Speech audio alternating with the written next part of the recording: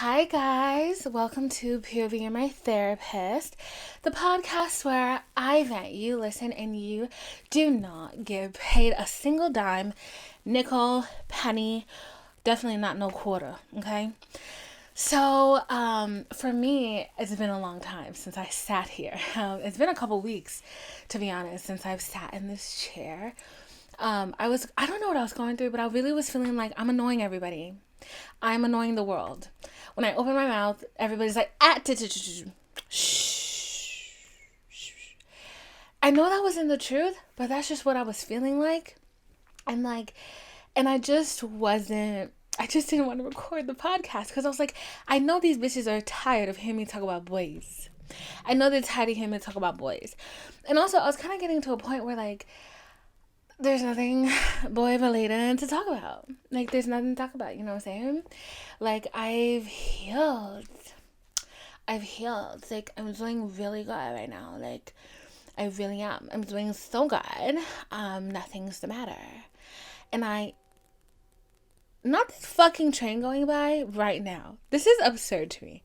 Anyways, I'm gonna keep talking. But yeah, nothing was, like, really the matter. I got over... Who's texting me? I'm scared. Okay, purr. Actually, yes. Hold on. Oh, I just remembered that I owe my sister money. Purr. Let's get the bill. Purr. I was kind of feeling like I was annoying everybody. I just, you know, like when you feel like your presence is an irritation, that's what I was feeling like. And I cannot tell you why I was feeling like that. I was just feeling a little insecure in my existence. So, you know, I was like, all right, I have a couple episodes that I filmed a long time ago, so let me edit them. And let me tell you something, last week's episode, heavily edited. The girls were asking, why is this bitch only 30 minutes? And I was like, because bestie, if it was more than 30 minutes, I would have a lawsuit on my hands or somebody would try to kill me. So I really had to heavily edit it to just not say nothing crazy because I was really heated. I was in heat when I recorded that. And I was just like, all right, let's mind ourselves here. You're not a rapper. You're not doing a diss track. Like, please knock it off. So I did knock it off. And I scaled it from like an hour and a half to 30 fucking minutes. Okay? Like I say, my lacy drive, blackmail material. Yeah. So that aside, I finally ran out of content. And I was like, God damn it, I gotta record a podcast. But like, in all honesty though, I have been feeling like pretty good. Like, I can't even lie. Like, the last couple weeks, days, honestly, I'm gonna say the last couple weeks have been pretty good because I don't really think I have time to stress out about anything right now. Because I started a new job and that bitch is time consuming. That it's really time consuming and like my whole day revolves around it. So I'm just like, I really only have time for like a couple things. Like, I really only have time for like eating, recording the podcast, editing the podcast throughout the week, dealing with my socials, work, and that's it. Like, I really don't have a lot of time to dilly-dally during the day. And which honestly has like, it's been good because like, I realized I was spending a lot of time with like people I didn't like. I ain't finna lie. And not even that like I didn't like them. It's just I realized I didn't like me. And I think like sometimes you try to force a friendship because you're lonely. And let me tell you something, that's never really a good reason to force a friendship. And I think what's even scarier sometimes is you realize that somebody's trying to get themselves to like you. And they don't even know that. And you're like, like, it's just a weird feeling. Like, it's a very weird feeling. And I felt that. But now that I'm literally too busy to hang, that's no longer an issue. So, what happened this week? What's been going on with me? This is going to be one of those podcasts, which I always find are the best ones. So, prayers, because I did not plan what I was going to talk about today. I didn't. I jotted like a couple notes throughout the week of things I wanted to remember. But did I remember what is going on? Not going on. Do I remember even what those notes are? Not really. So I'm probably going to pause to figure that out in a little bit. But this week, I've been in New York and I've been having a blast. I've been having a good time. The last couple of days have been very fun, and I don't know. I don't think I've ever talked about this, but maybe we're gonna do a time jump. But in 2016, maybe I do know what we're talking about today. I kind of do. I think I know what we're talking about today. Okay, so one of my biggest fucking regrets in life is the fact that in 2016 I started this internship at Complex magazine, and this was when like Complex and Vice was huge during this time. Like Vice just released Viceland, I think like a year or two before. The content was amazing. All of it was really good. Munchies was the shit. Okay, I would watch, what was it called? It was this show about weed. Me and my mother would sit and watch this show about weed. And it's so funny because like I'll talk to my mom about this. And then Jesus and Marrow came, and that was like delicious. So me and my mom would actually talk about this, and like the other day we were having this conversation. I was talking to her about Vice, and I was like, damn, like it's so crazy how like for the longest time I really wanted to work at Vice, and like I went to like some of their events and stuff like way back when, and I was like, and now like they kind of went down ever since that lady took over. And I was like, they kind of went down, and she was like, you know what? She was like, I know when they started going downhill. And there was this show on Vice, and basically they I don't even, what was it called? I want to look it up. I'm gonna look it up. This was in 2017. It was called Jungle Town, and they basically, these kids went from, I don't know, it was like a bunch of like really overprivileged kids trying to feel something. And they all not decided, but there was a program where you could go build the world's most sustainable town in the Amazon jungle. Of course, palm colored bullshit, okay? So these kids went down there with really great intentions. Some of them really were like, I love the earth, like, I love the earth so much, blah blah blah blah blah. But it turned out that the leaders of this colony, they their real plan was to have a home, was basically to have workers for when they would extract driftwood. And there's a specific name for this driftwood, but it's wood that has been underwater for so long that it is solid. Like it is one of the most structurally sound materials on earth. Like the wood is like hard. And his real business venture was not this sustainable town. It was to essentially mine, is that the right word, mine? But it was to source this wood that was in this water. And basically it was like, it was giving fraud. It was giving PPP scam. It was giving people prison. It was giving bank fraud. It was giving a lot of fraudulent behavior. Like it really was. And I think the kids started realizing it, and they were like, oh no, like we don't want to be a part of this. And it turned out that the guy who was like the head of it, whose whole big idea it was, like he was a really big partier. And I remember one of my last thoughts, the last couple thoughts I had while watching that show was, it's giving money laundering, but I can't really pin my finger on where. And I don't remember what happened to the show. I think it probably got canceled. So much stuff on Vice got canceled after like one season. But yeah, so I remember me and my mom watched that. And actually, did it get canceled? Because when I pulled up IMDb, oh no, it says 2017 till, does that mean it's still airing? But I don't think we ever finished watching it. And I feel like I'm probably going to start watching it again. But yeah, so that was like the time of like when Vice was like really like it, and everything was just great. Like I met so many people, and like I met so many celebrities while I was there. I remember I have a picture that I will insert of Cardi B grabbing my titties, and my wig was so bad at the time. It was so bad at the time. And my sense of clothing, of fashion, it wasn't eating. It was starving. And you could see my bones. Yes. When I say you can see my bones, I'm always like, LOL, no, you can't. I'm fat. No, the style was so bad you could see my bones, Okay. So one of my biggest regrets was the fact that I was there for a couple months, and I kind of I think of my trip like split in half, right? Because I wanted to spend my birthday at home, because I didn't have any friends. I remember like I was really depressed. Like I was fucking depressed. And I think the thing people don't understand is like if you're lonely, if you're depressed, you could be having the best time in the world. You could be meeting really cool people. You could be eating great food. You could be having no, you're not gonna be having sex if you're depressed. LOL joke. You know how many of my problems would literally be fixed right now if I was getting screwed on a daily basis? Like 90% of them, but we're not gonna go into that. We're not gonna go into that. Yeah, a lot of stress relief would probably happen. But like you could have a really good job. You could be doing a lot of fun things. If you're depressed, you're depressed. If you're depressed, you're depressed, and that's really all there is to it. I wanted to spend my birthday at home because I thought that that would make things a lot better, and it did. I had a good time for my birthday. I came back and I had a nice time. And then when I returned to New York, for some reason, like I don't know what happened. Maybe it was like the rejuvenation, the all of it. For some reason, like when I went back, like I was like really happy. Like I was super happy. I was in a really good space, and then I started making friends, and like we were friendly and everything.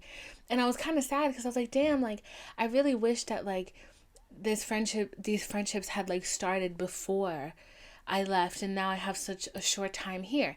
And my regret all the time when I think about it is that I wish I had just stayed up there and continued doing the internship, because my school was on a quarter system. So when that quarter ended, I needed to go back. It wasn't the semester, and the internship was for a semester, and I just wasn't thinking. And so basically, essentially, I only did half of the internship, and I wish I was smarter. I wish I had the wherewithal to realize that I should have just stayed at the fucking internship, because it probably would have led me to having a fucking job, which it did lead everybody else in the internship to have a job, but I was dumb. And I came back here so I could finish school. And I was just like, when I look back, I'm like, I got so little from school. I got so little from my college education that I just 100% would have learned more if I had stayed there. Literally everything that I learned that got me through the rest couple years that I spent in college was stuff that I learned during that internship. And let me tell you something else. Literally, I had this realization on my graduation day, because I was sitting there. It wasn't my graduation day, actually. It was graduation practice. I'm sitting there. I'm looking at everybody. They're so excited about getting their fucking diplomas. And I'm thinking about how I would literally rather be taking a fucking nap. And I was just like, I really... Like, they were practicing calling our names and stuff. And I remember I was just sitting there, like, just thinking, like, where do I go from here? Like, this is done. This is ended. This period of my life is over. And I just want nothing to do with it. Like, I never want to make a film again. I don't want to touch a camera. I don't want to write a script. I don't want to do any of that. By the time I finished college, I was so fucking burnt out that everything that I had learned, I had no interest in it whatsoever. Because like, I think the thing with being a creative person and being in the arts and like being a writer, for example, your creativity flows from you. It's a part of you that like comes out of. When you are in school, you essentially are taking a lime. You squoze it out when you had the inspiration. Okay, you did that. You put out really great work. It was amazing. Like people saw it and were amazed by it. But then you have to keep putting out that work. You're running out of lime juice. You're literally running out of juice, quite literally. And then by the time you get to the end of, well, for me anyways, and honestly for a lot of my other friends who like were in the same program as me, by the time we got to the end of our program, we was dried, crusty lime shells. Okay, like we were fucking spent. Like we were just exhausted. And like I remember sitting there my last day, like watching this man read his little, he's like telling us how it's gonna go during graduation, and I'm like, I ain't ever gonna use this diploma, am I? To this day, my diploma is rolled up in the little in the little cylinder that they sent it in the mail in, and it's in my closet somewhere. And I'm like, maybe one day I will have pride that I survived 4 years of that bullshit. Because let me tell you, if you know where I went to school, you know that our film program was bullshit. I will never, ever, ever have anything positive to say about this school. And I swear to God, if one day I become famous and they try to claim me, that overpaid little rascal can keep her whatever. Okay?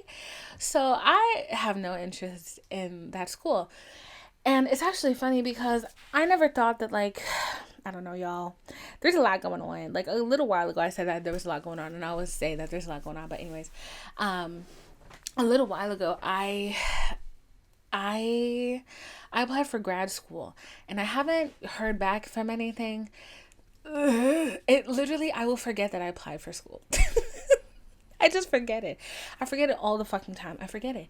I was like chilling with my friend Janae, and she was like, "Oh, have you heard back from grad school?" I was like, "Huh?" I was like, "What you mean?" She was like, "That thing you applied for." I'm like, "Babe, wrong bitch," because I don't remember this. And I was like, "Oh shit." And then I got like a wave of heat just went through my body, and I was like, "I did do that, didn't I?" Yes, I did. So I've been waiting on those results, and like last night I watched a TikTok where all the girls in the clique, they did not make it in, girl. They did not make it in, and they were scared. And now as I'm talking about it, I'm feeling very panicky, and I'm feeling the need that when my buzzer goes off to tell me that I'm out of time, because my camera stops recording every 20 seconds, 27 minutes, I do feel that my tummy is going woo-woo, and I'm probably going to check my admission status in a little bit to make sure that I didn't get declined or anything, just to make sure that like it hasn't dropped yet. But the thing is, but it's funny because as I'm talking about this and as I'm talking about the good time that I've been having in New York, and I was talking to one of them the other day, Rachel, and she was like, she was like, "Have you heard back?" And I was like, "No," because we went to a dinner that I threw and everybody showed up. We're going to talk about that because that means a lot to me. But we were talking and she was like, "Have you heard back from any of the schools?" And I was like, "No." I was like, "I haven't."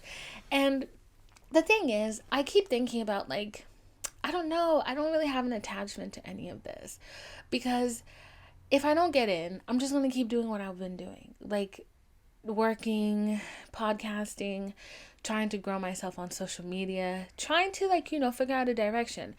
But like recently I've really like, and it's been like this bursting feeling like, and I feel it right now because I think when it starts turning from winter to spring, I really start feeling this, it's like this new inspiration, like this new bubbling, this new need to like create. Like the longer, I'm telling you, is that seasonal depression is leaving my body. The sun is coming out longer, it's staying out longer, there's more sunshine during the day, and I'm suddenly feeling so inspired and I want to read books, and like I want to sit outside and I want to read and I want to write the book that I've been thinking about writing. I want to do all these things. And I'm like, if I don't get into grad school, I'll just write the book that I've been thinking about writing because I've been thinking about it a lot. And I feel like maybe today, after I record the podcast, I might like start rereading what I already wrote. But if I don't get to grad school, I'll just keep doing that. And if I do get into grad school, I will not write the book. I will wait until I am in grad school to write the book because you have to write a book anyways. That's the point of it. You get a completed novel and like they make it the best that they can. Like they're teaching you how to be the best writer. And Rachel said something really amazing to me that I was like, damn, like this is what I want. Like I was just like, when somebody says something to you and it's a form of inspiration, but it also presents a challenge, and it just like I just get so excited, like this is yummy. Like she said this to me, and she was like when I was applying for grad school, she said that her dad told her when she was applying for grad school is where you learn to be a master. And I was like, and she was like, that's why they call it your masters. And I was like, oh, this is so smart.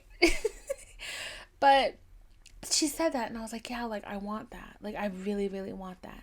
So I am hoping, praying, fingers crossed, that admissions sees what I see in me. You know what I'm saying? And I definitely hope that I get into the schools that I really want to get into, because I got my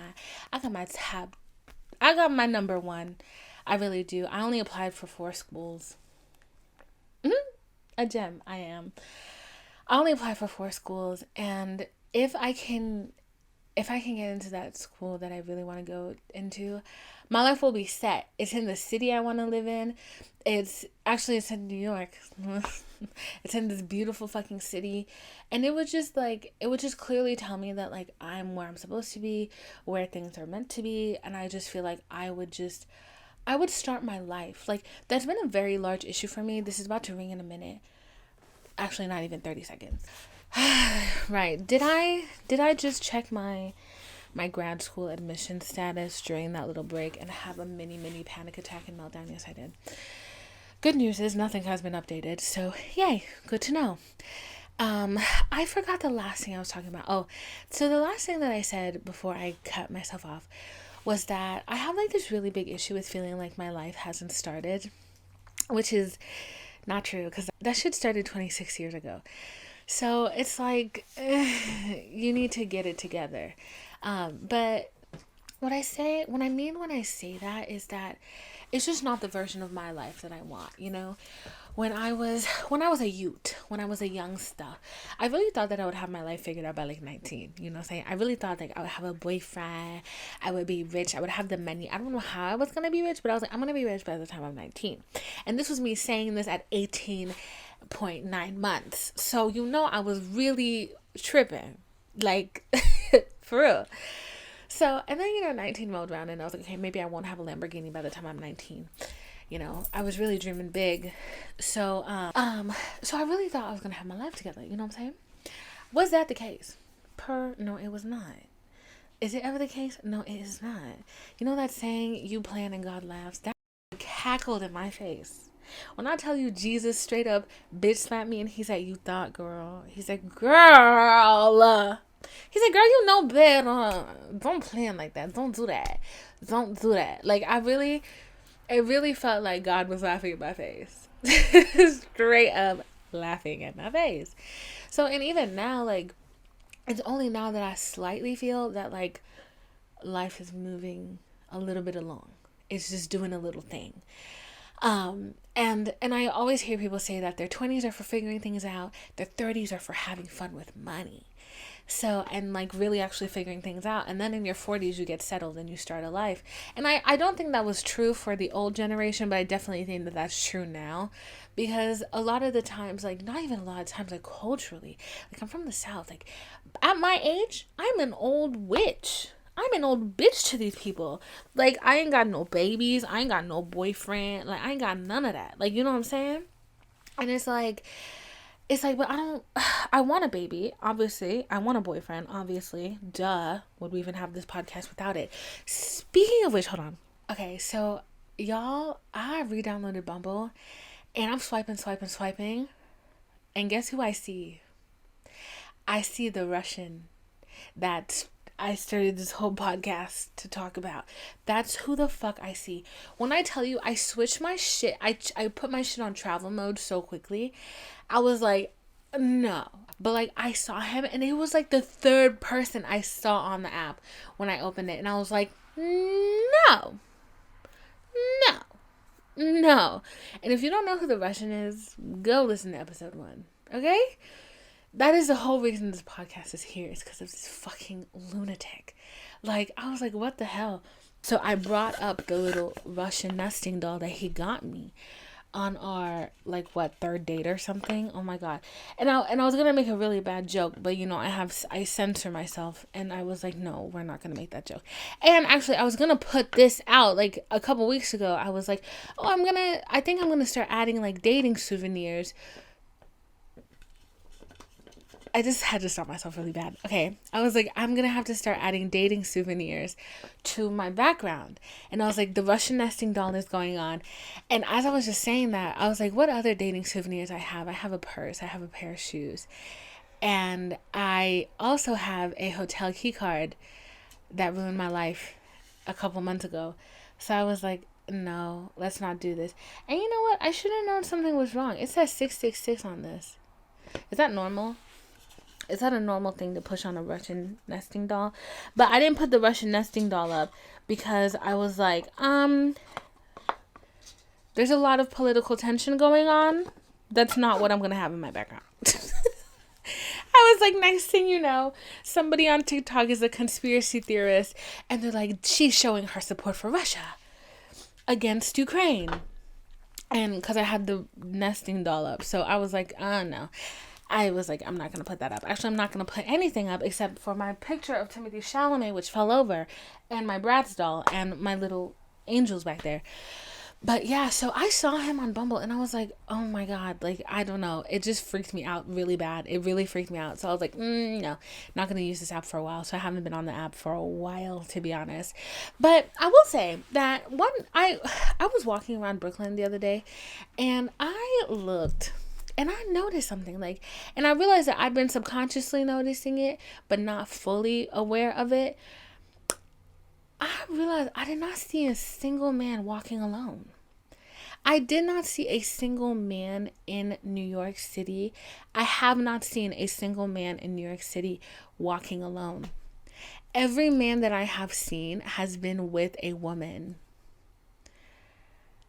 And I had this thought that a part of getting my life together, a part of my life finally starting was, I obviously moved to this city. I get the dream job. I get everything that I want because I fucking deserve it. And I'm always like, my husband, he's not down south. My husband's not down south. Blithely ignoring my friends in New York talking about their horrible dating experiences, literally calling me every day to complain about the men in the city, and I'm sitting here listening to their pain and still somehow dumb enough to think, no, my husband's in New York. Girl, it took me approximately 40 minutes in Brooklyn to realize that was not the case. That would never be the case, and that my husband is probably on some ranch in Wyoming and he just needs to leave his house once and fly to where I'm at, and life can keep moving. But I was like, I literally, like, I was with my friend all day and, like, we were chilling and, like, I'd see women together. I'd see, like, and obviously I know gay couples exist, lesbian couples exist. We not talking about that. We talking about cis heterosexual. Why is hetero feeling so weird in my mouth? Cis heterosexual people. That's what I'm talking about. Like, I literally was like, okay, I see these two girls walking together. They're not lesbians. Okay.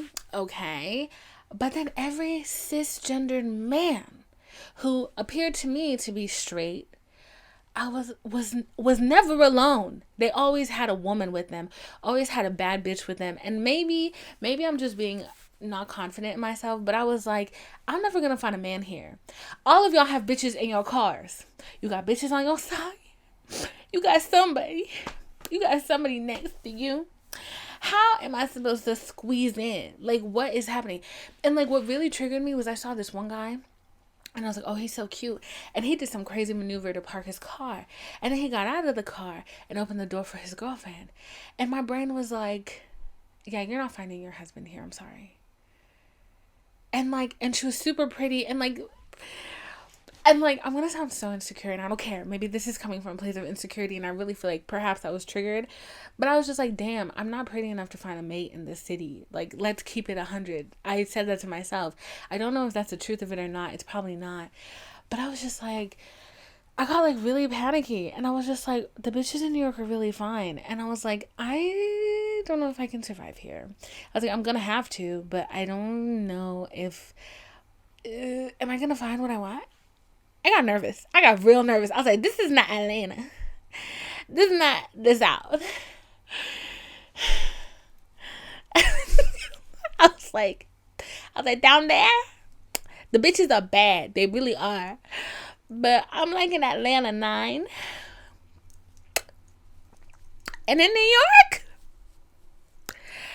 I don't know what I is, baby. I don't. I'm feeling like a 3. I'm feeling like a 3. Yeah. I was like, in LA, we're not even going on that LA scale, because I was like, babe, we're not doing this. I was like, we're already going Humpty Dumpty in this talk shit about ourselves moment. We're not going to fall off the wall and crack our heads open and die from the panic attack that you're literally bringing onto yourself. I was like, I'm so triggered right now. And it's very much from a place of insecurity. I was like, we're not thinking about this no more. But yeah, so I always had like this vision of my life coming together when I get to New York. And I don't know if that's going to be the case, to be fucking honest. But I will say that, like, I felt really rejuvenated. I felt so happy. I love seeing my friends. Like, I just felt so in love with them. Oh my God. Like, literally, not felt, but I am so in love with my friends. Like, I've always been obsessed with them from, like, a distance, obviously, because we live in different places. But it was just different, like being there in person. Like, I think there's always this fear, like when you have relationships with people, because like I only knew them for a couple months, and then our friendship has sustained 6 years. That's a long time. And that's 6 years of FaceTiming, of texting, of calls, almost daily. Like, that's a lot. That's a lot of communication. So I always felt like I had this fear when I was going up to New York. I was like, because I was having a dinner, and the dinner was really like the central thing of it all. Because I manically booked my plane ticket, and and like, and in advance, I was like, before I even told anybody I was coming, I was like, I'm gonna book this dinner. I'm booking this dinner. I told one of my friends, and he was like, oh, this is where you should book. And I was like, okay, cool. So reserve the table. And then I invited all of my friends, and I did that 2 weeks in advance. And I was like, 2 weeks in advance. I'm getting nauseous thinking about it now. But I was like, 2 weeks in advance. So if you really love me, you'll show up for me. I do not recommend doing that. That's not a good thing to do. Is like, if you love me, you'll be there. That's not nice. That's not how that works. But I don't know. In my brain, I was like, okay, I'm having this dinner. And like, at first, like, I was super excited about the dinner. I was like, yay, we're having a dinner. Yay, everybody's going to be there. Yay. And then like, as I was coming closer to leaving to the airport, I was getting nervous, because I was like, what if nobody shows up? Like, what if the 6 years of friendships has really just been like, I don't know, a place of convenience? But I was fucking shocked to see that almost everybody, with the exception of one person, showed up. And that one person, like, I had jokingly told one of my friends, who I spend a lot of time with her, so, and we were getting ready to go to the dinner, so she was gonna show up regardless. I said to her, I was like, if anybody doesn't show up, I'm never talking to them again. And I was being like hella dramatic. And then my friend didn't show up, and she was like, are you talking to him again? And I was like, yeah. Because the thing is, I feel like with this specific group of friends, I've really learned a lot about myself and friendships. And I realized that, like, a lot of the time it's not so cut and dry. And some people, like, you just have to give them a little bit more space and a little bit more comfort. And, like, and in a way, like, it's really about building trust. And, like, and I think some relationships really actually are worth it so much that, like, I'm at a place where I'm super confident. But I think I'm at a place in my life where I'm really confident with myself and how I feel about people, that I can't afford to give and not give chances. You know what I'm saying? And I don't even think that that's a matter of, oh, I'm giving you another chance. I think it's just a matter of just being understanding and knowing that sometimes people can be overwhelmed, people can be overstimulated, and people can get scared. And they can get scared and not show up for you. And if it's not a matter of life and death, sometimes, like in this case, I'm letting it slide. Because I'm like, I wasn't hurt. Like, you know what I'm saying? Like, I wasn't hurt by it. I'm like, I know how you really feel. And I think, like, I know how you really feel. And like, I was talking about this, you'll see how it relates back. But one of my other friends, I was talking to her like a couple weeks ago. And I told her, because we were planning stuff to do together. And I made sure with her that I wasn't inviting anybody else on the stuff that we were doing together, because my baby got anxiety, like real bad. So, and being around people she doesn't know makes her really anxious. So if I know that, why am I going to force my friend to be around people they don't know? You know what I'm saying? I don't care if I get along with them and I know that you will get along with them. I will make you make that choice on your own. I will not force you to do it like it's a fucking forced play date. So because I had like plans with her in the morning and plans with my other friends in the evening. So, and I very much told my friend in the morning that I had plans and that like she couldn't come because she didn't know her.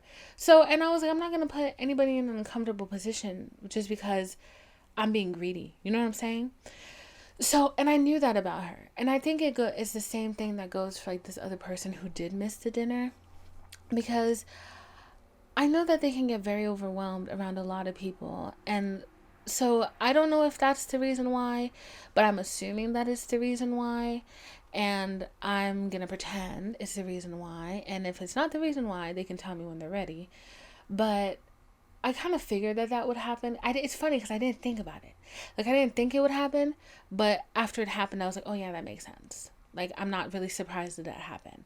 Not because like they're unreliable or they're untrustworthy. It's not that at all. But it's just like, I know how I can get when I just don't feel all there. And I'm like, if I feel like I'm not all there and I can't even like get out of bed, like, you know what I'm saying? Am I making sense? I don't know. Maybe I'm not making sense, but I'm gonna have to make sense because I'm moving on from this.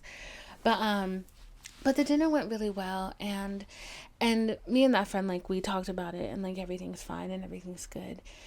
But I was just like really happy, and I felt so loved. And one of my friends, she said to me, Svetlana, she said, it was fucking cold. It was cold as hell. She was like, you got people to leave their house in the wintertime. And I think that just goes to show how much we really fucking love you. And I was like, ready to cry. I was ready to cry. Because, like, you know, sometimes I think, like, you get stuck in a place for so long. Literally, physically, me, you get stuck in a place for so long, and then you enter a new space, and you're finally doing the things that you want to do with the people you want to do them with, and it's like the best fucking time ever.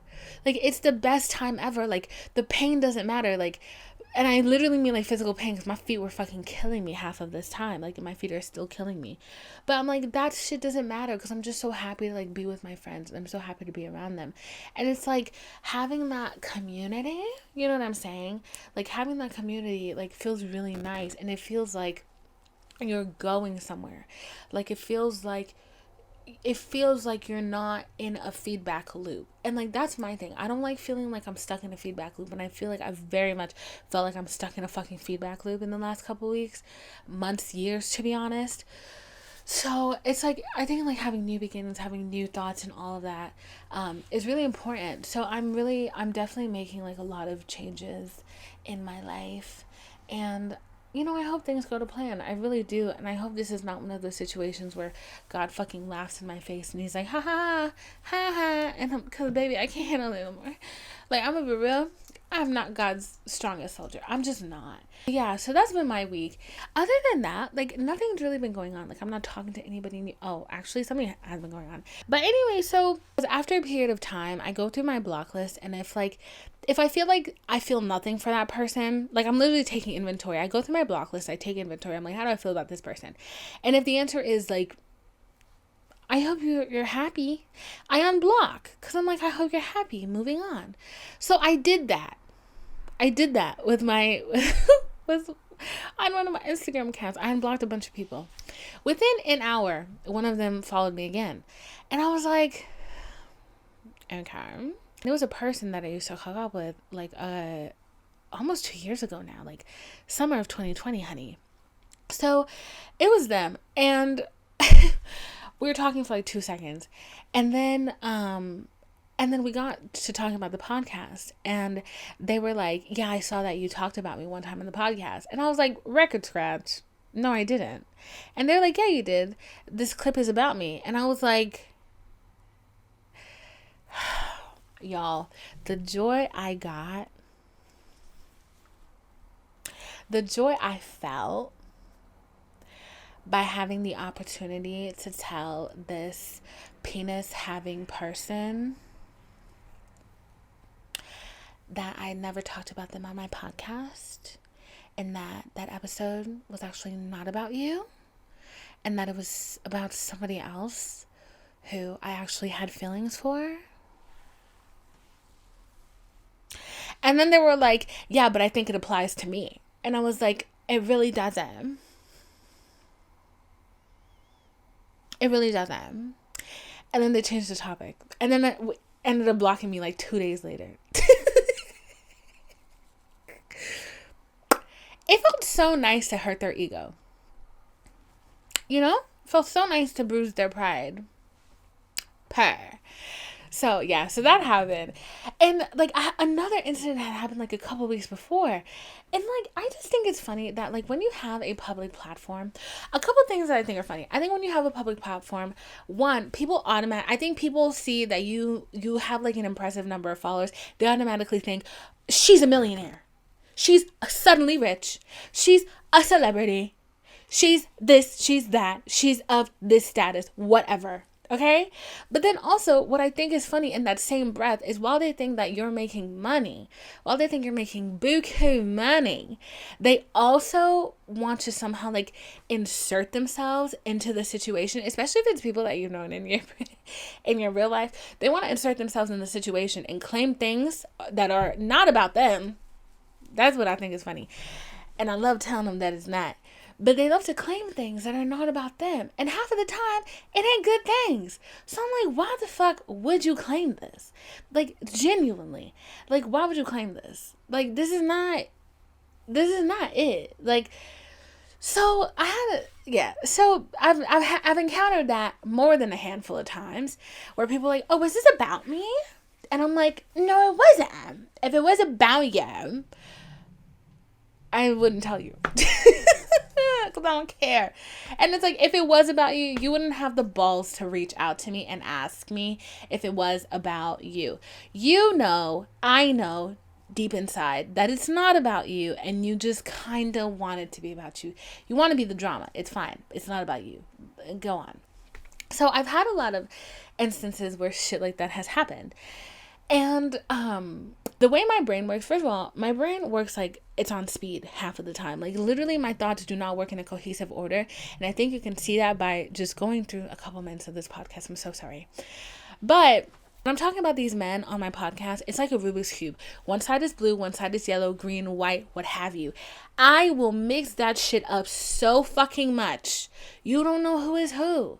And they will know who is who. But my audience really won't. And like sometimes like I've had instances where guys I actually am talking about, they're like, is this about me? And I'm like, what do you think? They're like, no, the details don't really line up, but I feel like this is about me. And I'm like, well, it is what you think it is. And then I'm like, it's about him. It's about him. But like, I've muddied up the details enough. But some of them are pretty obvious. So I've had people ask me like, aren't you scared that like the guys are going to get mad at you? And the thing is, there's one guy that I've talked about a lot on here. I've talked about him so fucking much, and I don't think he'd care. I don't think he would care. Like, I don't think he'd care, and I don't think he'd be offended. I think he'd literally be more like, I'm sorry you feel that way.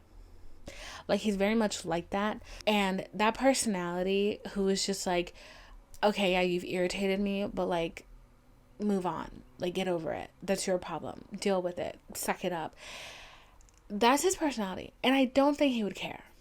I don't think he'd care. I'd like to imagine that he would not give a shit. Because I haven't really said anything bad about him. I haven't. I feel like I've said probably too many good things about him.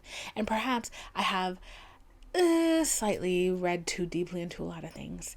But yeah, I don't think he would care. The other one, I don't know how he feel about it. I feel like a part of me wants to think that he doesn't care and that he doesn't know, but I feel like men are so they be lurking, they nosy, so I feel like he probably does know, and I don't know. I would just hope that like people don't take it personally, but it's like also at the same time, if you don't want to be talked about, don't act like an asshole. If you don't want me to talk about you on my podcast, don't be a jerk. Like, just don't involve yourself in my life. Because this podcast is a personal journal. I am literally telling you the things that I should be writing down in a freaking journal. But instead, I ain't got no filter. And so I say it out loud. I don't think they'd care. And if oh my God, if I've said something that's on my podcast, I'm not even going to say that. I was trying to be politically correct for like 2 seconds. I don't care. And like, if you want to talk it out, we can talk it out. But like, get over yourself. I don't care. Like, yeah. I know that like there's someone who, they look on my podcast, they look on my friends, they look on everybody around me. And I think like they're kind of waiting for me to talk about them on the podcast. And because I know that, because I'm aware of that, I'm just never going to do it. So I have that much self-control. But I will say, like, if anybody felt like I've misunderstood their intentions, then yeah, just like in private life, I would definitely say, let's talk it out. But if you outright fucked me over and there's no second side to that, what can I say? But yeah, so my week, my last couple of weeks has actually been going pretty well. Tomorrow I'm excited. I'm gonna be on a podcast with somebody very popular that you may know, because they host a really popular show, and I'm gonna be on their podcast, and I'm so fucking excited for it. I'm not gonna lie, when she DM'd me over Instagram one day, and I was like, this is a joke. So I checked, and it was really her. But I didn't think that it was gonna happen. Like, I have this thing sometimes where like I just don't feel like things are gonna happen, and like sometimes my intuition is like half right, and like I feel like my intuition was half right, because for this recording I was supposed to be in LA, but that wasn't happening because like our time wasn't lining up, and then I got my tickets to New York, and then so I would have had to be in New York and then in LA within like a couple hours span, and then back to New York, and in the middle of that I was supposed to go home. So I was like, how is all this going to work? And then the time that I was supposed to go to LA, my work is like, hey, we're having an in-person meeting, so you need to be here. So I was like, okay. So from New York to home, back. Great. So now the podcast is going to be on Zoom, and I'm actually pretty excited about it. I got some stuff to see if I can make my Zoom quality look better, so hopefully you will see me on a cool podcast soon. I'm super excited about that. I hadn't talked about that at all because I was kind of like scared that it just wasn't going to happen, but now that it's literally happening tomorrow, I feel a little more comfortable like sharing that. I'm not going to say what it is until it gets out. But yeah, and like the last 3 times I've gone to therapy, I just really haven't had anything to complain about. So I'm also thinking about like maybe if I should, kind of cut back the amount of time that I'm going to therapy, because I've been going for like once a week. That adds up a lot. And I don't feel like I really need therapy once a week at this point. Like, I feel like I can cut back to like once every 3 weeks, just because like I'm more stable. Like, my mind is more stable. Like, I don't really have anything to complain about. Like, I'm not having a meltdown over anything, and the things that should be causing me meltdowns just fucking aren't. Like, they really aren't. And like, and I think like that's growth, like that's healing, and like, and I'm really excited to feel it. Like, I feel like you can have confidence, but like there's a level of confidence you have that it's not cockiness, it's not anything like that. It's just ease, and it makes life easier, and it makes life simpler. And it lets you sit like where you are and kind of like enjoy how things are happening. And if something comes up that were to upset you, you kind of know that it really isn't about you. Like, it's not about you, and like you start more seeing the bigger picture. And I feel like that's where I am. So I've been kind of like feeling very good, and I'm feeling very grateful about that. And I feel like I'm starting to see a new light, and I'm feeling new inspiration, and I'm feeling new joy. And that's kind of like, I don't know, kind of, in a way, like, it kind of feels a little shitty to say that while there's so much going on in the world. Like, there's literally a madman literally threatening World War III at the moment. But I feel like life is so small that I literally could die tomorrow before the World War. And I could die tomorrow and there never be a World War, and the next day there's world peace. So, all these things can happen. So I feel like life is so long, and it's so hard, and it can be so short and so fast. So just enjoy the little bit of joys that you do get. But that being said, I did want to read a poem about everything that is going on in Ukraine. I am not pulling a Anna Lynn McCord. I promise. I promise. I used to be super political and like, and very politics based. Like I used to watch a lot of news and like um, really be into what is it called? Like political science. And I think it gets past a point where like it's not a form of study. It's not a job. It's not a concept. It's real life. And I think once I realized that, I just, it wasn't something that I could enjoy because I was like, but once I realized that politics wasn't something I could enjoy or pursue or anything like that. And I know it's going to look like I'm crying. I'm not. I yawned. But, politics then wasn't something I could enjoy because I'm like, these are real people. Like, these are real people being affected. These are real lives. And like, and life is so little. And it's like my little life is just a little speck in the grand scheme of things. And I think in politics, a lot of people like to look at the grand scheme of things and not think about the big pain of a little life. So once I realized that, like, I just couldn't, it wasn't something I found joy in. I didn't like arguing with people over politics anymore. It became to the point where, this is the point where I am. It's either you understand the human cost or you don't. And if you don't, there's something wrong with you. That point blank period. And that goes across the board. That goes from Ukraine, that goes to abortions, that goes to homelessness and mental health, that goes to that. If these are concepts that you cannot understand the cost of human life on a one person scale, you lack something. But this poem that I'm going to read to you, if I can find it. This poem is called Love Ukraine by Vladimir Saussure. Love Ukraine, love as you would the sun, the wind, the grasses, and the streams together. Love her in happy dreams and when awake, Ukraine in spring's white cherry blossom veil. Her beauty is eternal for your sake. Her speech is tender with the nightingale. As in a garden of fraternal races, she shines above the ages. Love Ukraine with all your heart and with exultant faces. Let all your deeds her majesty maintain. For us she rides alone in history's billows. In the sweet charm of space she rules apart. For she is in the stars, is in the willows, and in each pulse beat of her people's heart. And flowers and tiny birds and lights that shine in every epic and in every song, and a child's smile in maiden's eyes divine, and in the purple flags above the throng. Youth, for her sake give your approving laughter, your tears and all until you die. For other races you'll not love hereafter, unless you love Ukraine and hold her high.